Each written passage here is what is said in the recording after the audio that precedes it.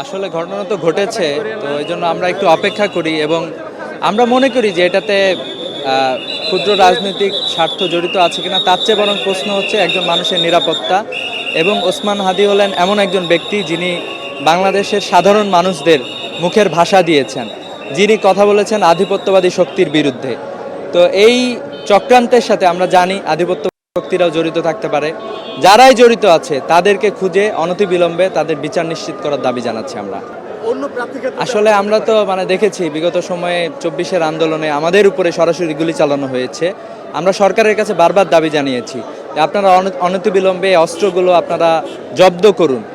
বাংলাদেশের যত মানুষের কাছে অস্ত্র আছে এই অস্ত্রগুলো আপনারা জব্দ করুন। তো এই অস্ত্রগুলো কিন্তু সুষ্ঠু কোনো অভিযান এখনো পরিচালনা হয় নাই। তো এই জন্য আমরা যারা অস্ত্রধারী আছে তাদের মূলত আমরা এখানে একটা যোগসাজশ দেখতে পাচ্ছি, তাদের চক্রান্ত দেখতে পাচ্ছি।